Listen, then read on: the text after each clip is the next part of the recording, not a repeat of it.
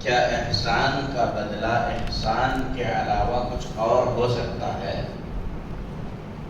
تو اس آیت کریمہ کی تفسیر میں محمد بن حنفیہ رحمۃ اللہ علیہ فرماتے ہیں،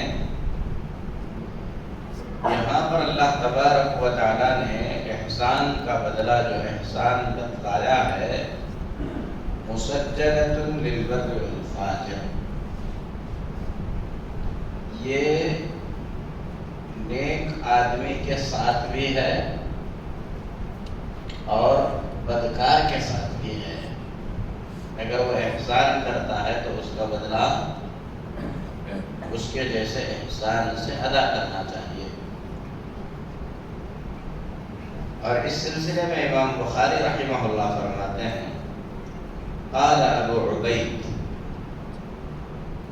ابو عبید قاسم بن سلام رحمہ اللہ نے فرمایا، مسجلہ کے معنی مرسلہ یعنی مطلق ہے۔ اللہ تعالیٰ نے فرمایا کہ احسان کا بدلہ احسان ہے، چاہے احسان کوئی بھی کرے۔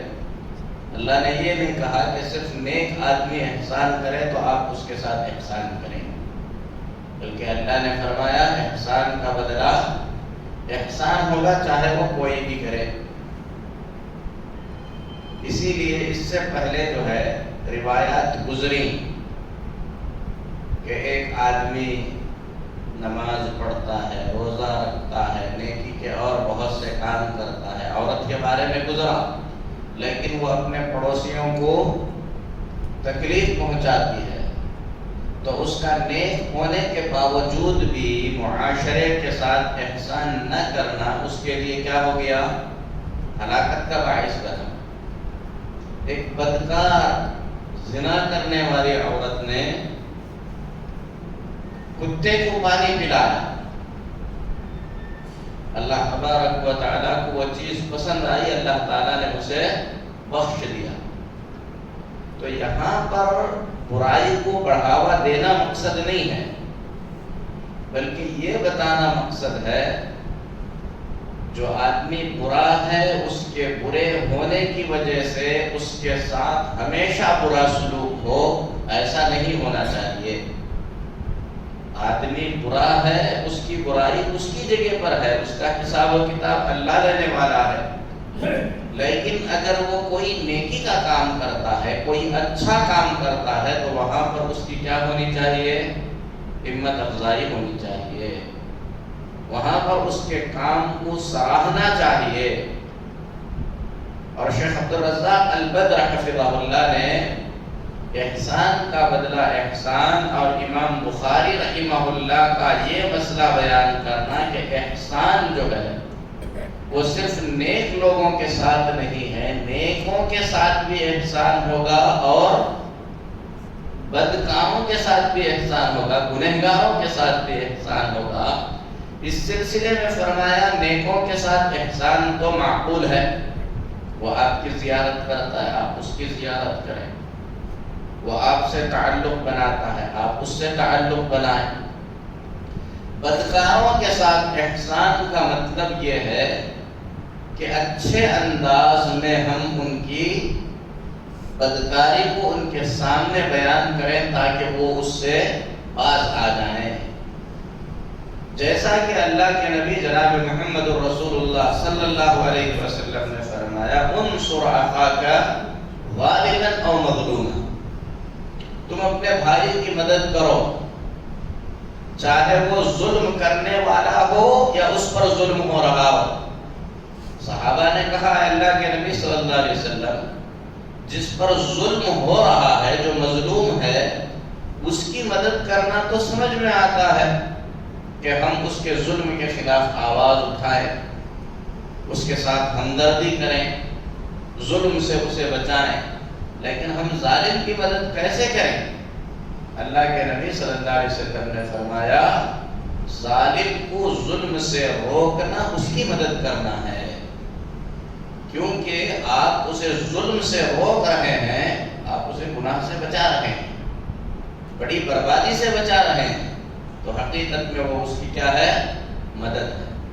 تو بالکل اسی طریقے سے اگر کوئی نیک انسان آپ کے ساتھ کوئی احسان کرتا ہے، آپ کو اس کے احسان کا بدلہ تو چکانا ہی ہے، اس کے احسان کو ماننا ہے، اس کا شکر ادا کرنا ہے۔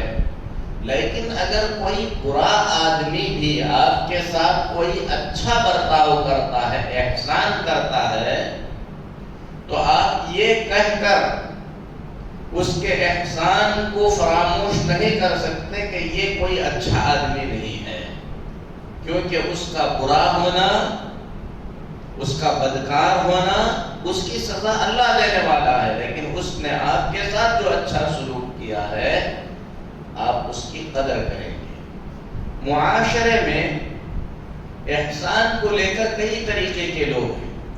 کچھ لوگ ہیں جو احسان فراموشی کرتے ہیں، اور احسان فراموشی کا مطلب ہے احسان سمجھتے ہیں لیکن وہ احسان کی قدر نہیں کرتے، بھول جاتے ہیں، اور یہ بہت بری بات ہے۔ احسان کو بھول جانا یہ بہت بری بات ہے۔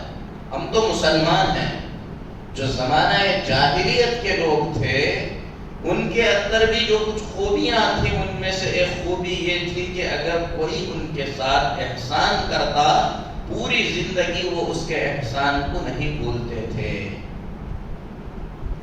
غزوہ صلح حدیبیہ کے موقع پر اللہ کے نبی جناب محمد رسول اللہ صلی اللہ علیہ وسلم درخت کے نیچے بیٹھے تھے،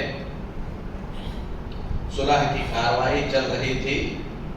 عروہ بن مسعود الثقفی رضی اللہ تعالیٰ عنہ بعد میں مسلمان ہوئے، مشرکین کی طرف سے قاصد بن کر آئے تھے، پیغامبر بن کر آئے تھے، ایمبیسڈر، اور آ کر اللہ کے نبی صلی اللہ علیہ وسلم سے بات کر رہے تھے۔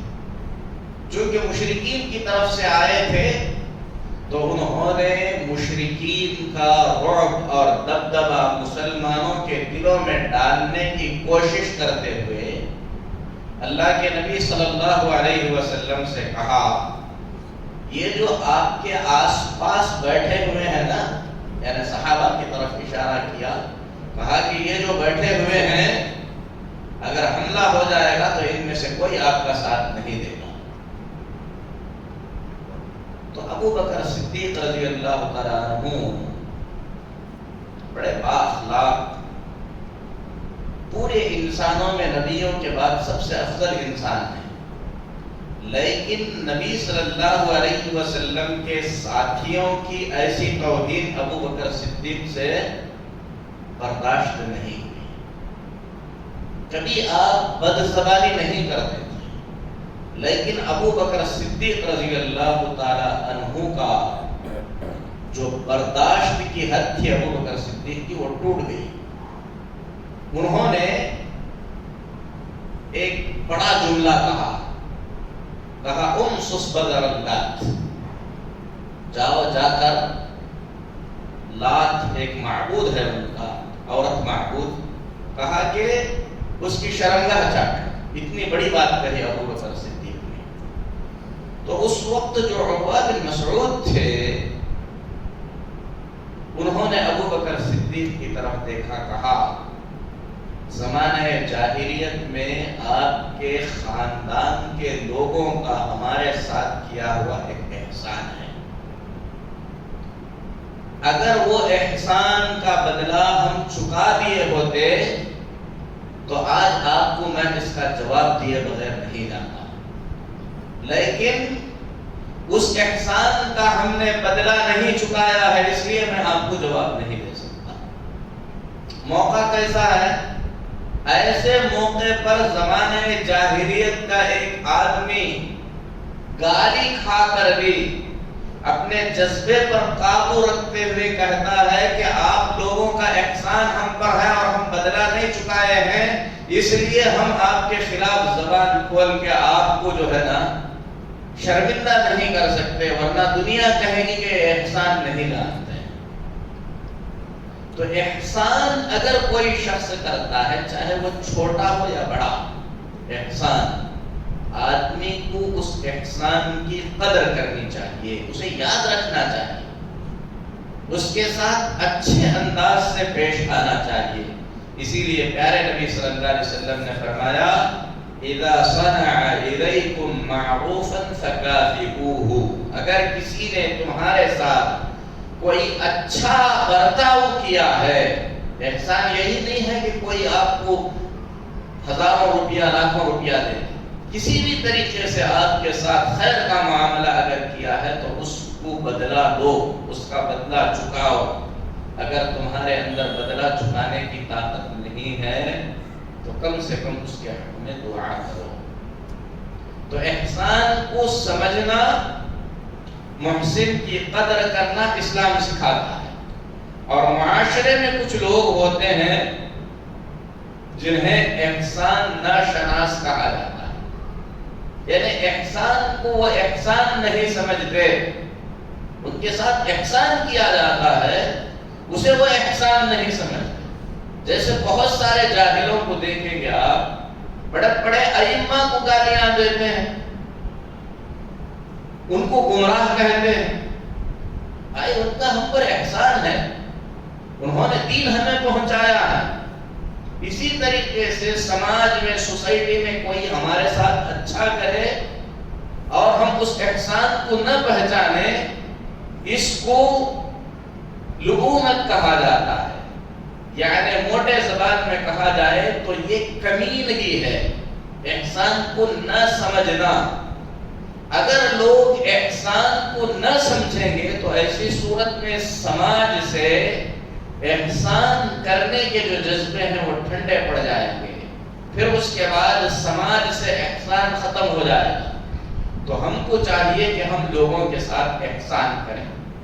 اگر کوئی ہمارے ساتھ احسان کرے تو اس احسان کو ہم سمجھیں، اس احسان کا ہم بدلہ چکا سکتے ہیں تو احسان کا بدلہ اس سے اچھے احسان سے چکائیں۔ اگر ہمارے اندر بدلہ چکانے کی طاقت نہیں ہے تو کم سے کم اپنے محسن کے لیے، احسان کرنے والے کے لیے دل میں اچھا جذبہ رکھیں، اس کے حق میں ہم دعائیں کرتے رہیں۔ یہ سماج کی ایسی جڑیں ہیں، جتنی مضبوط ہوں گی وہ سماج اتنا زیادہ احسان والا ہوگا۔ اور احسان کا مطلب کیا ہے؟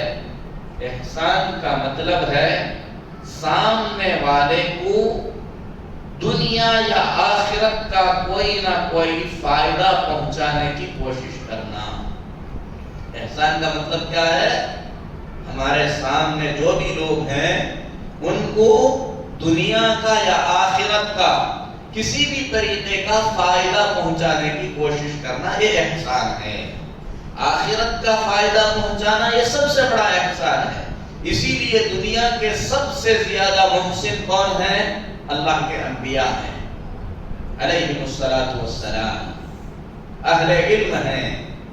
پھر اس کے بعد دنیا کا کوئی بھی فائدہ، ضروری نہیں ہے کہ آپ پیسہ لینے آپ کے پاس طاقت نہیں ہے، تو اگر آپ کے پاس طاقت نہیں آپ سفارش کر سکتے ہیں، آپ کے پاس طاقت نہیں ہے آپ کوئی بہتر پلان جانتے ہیں، صحیح مشورہ جانتے ہیں، مشورہ دے سکتے ہیں، رہنمائی کر سکتے ہیں، کوئی راہ بھٹکا ہوا ہے اسے آپ صحیح طور پر راستہ دکھا سکتے ہیں، دھوپ میں آپ کسی کو پانی پلا سکتے ہیں، بھوک میں آپ کھانا کھلا سکتے ہیں۔ احسان چھوٹا ہو یا بڑا، آدمی کے اندر یہ جذبہ ہونا چاہیے کہ وہ ساری دنیا کے لیے محسن بن کر جیے، اور ساتھ میں یہ جذبہ ہونا چاہیے کہ ہمارے ساتھ جس نے بھی چھوٹا یا بڑا احسان کیا ہے ہم اس کے احسان کا بدلہ اس سے بہتر انداز میں دیں۔ اگر نہ دے سکیں تو ہم دعا کریں، اللہ سے دعا ہے کہ اللہ تبارک و تعالی ہم تمام کو احسان کرنے والا، احسان کو سمجھنے والا، احسان کے بدلے احسان سے دینے والا بنائے۔ آمین۔ صلی اللہ علی نبینا محمد وعلی آلہ وصحبہ۔